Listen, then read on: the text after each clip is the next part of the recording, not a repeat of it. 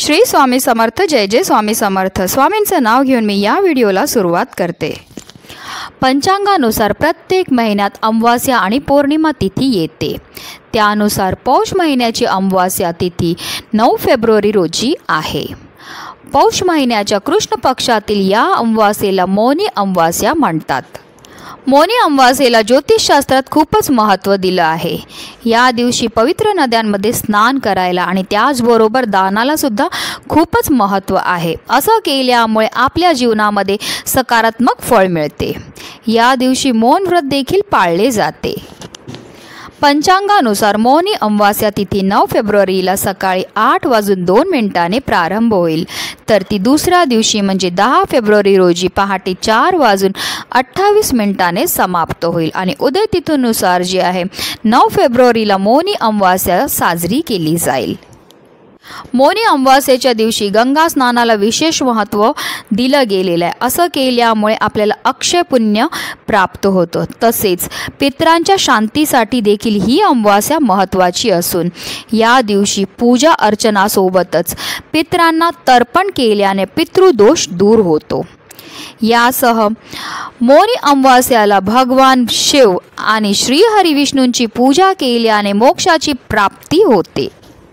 तसेच या दिवशी दानासह मौन पाळण्याला देखील खूपच महत्त्व आहे, कारण या दिवशी चंद्र दर्शन होत नाही। चंद्राचा संबंध हा मानसिक स्थितीशी असतो। या दिवशी मौन पाळल्याने मानसिक स्थिती चांगली राहते व मन मजबूत होते।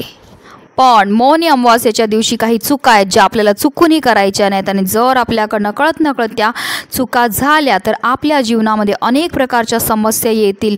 त्याबद्दल अतिशय महत्त्वाची अशी माहिती मी तुम्हाला या व्हिडिओमध्ये देणार आहे, तर व्हिडिओ पूर्ण पहा। आणि जर तुम्ही माझ्या चॅनलवर नवीन असतील तर चॅनलला सबस्क्राईब करा आणि शेजारी बेल आयकॉनसुद्धा प्रेस करा, जेणेकरून तुम्हाला माझ्या नवनवीन व्हिडिओचं नोटिफिकेशन हे मिळत राहील। सगळ्यात पहिली चूक जी आपल्याला टाळायची ती म्हणजे मौनी अमावास्येच्या दिवशी आपल्याला उशिरापर्यंत झोपायचं नाही आहे। अमावास्येच्या दिवशी आपल्याला सकाळी लवकर उठून स्नान करायचे आहे। त्याचबरोबर मौनी अमावास्येच्या दिवशी पवित्र गंगेमध्ये स्नान करायला खूपच महत्त्व आहे। पण आता हल्लीच्या धावपळीच्या जीवनामध्ये आपल्याला पवित्र गंगेमध्ये स्नान नाही करायला जमत असेल तर आपल्या आंघोळीच्या पाण्यामध्ये गंगाजल टाका आणि त्याने स्नान करा तरीही चालणार आहे। फक्त जे आहे आपल्याला आंघोळ करण्यापूर्वी किंवा आंघोळ करताना शांततेचं पालन करायचं आहे।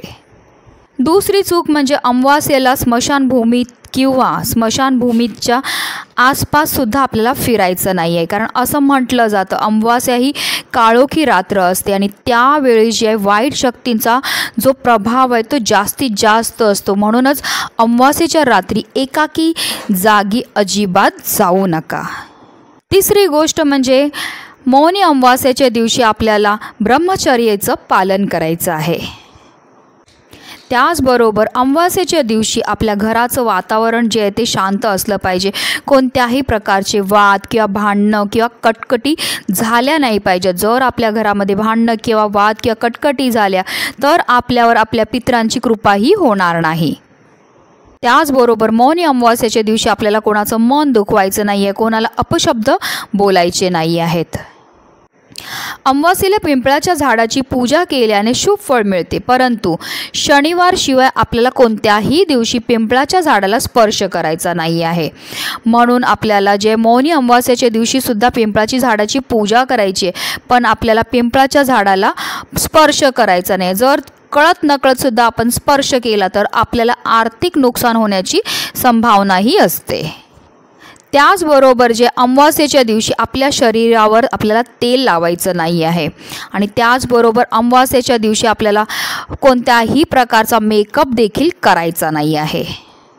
आणि सर्वात मुख्य गोष्ट म्हणजे मौनी अमावास्येच्या दिवशी आपल्याला कोणत्याही प्रकारचं मद्य मांसाचं सेवन करायचं नाही। या दिवशी आपल्याला सात्विक भोजन जे आहे ते खायचं आहे। त्याचबरोबर कांदा लसूण ह्या 2 पदार्थांचं सुद्धा आपल्या जेवणामध्ये समावेश करायचा नाही आहे, कारण ह्या दोन्ही वस्तूसुद्धा तामसी पदार्थामध्ये येतात।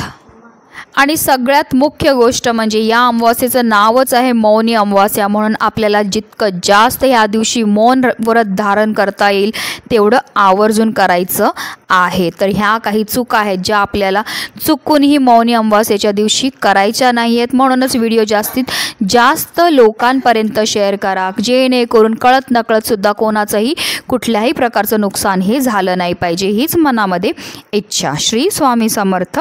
जय जय स्वामी समर्थ.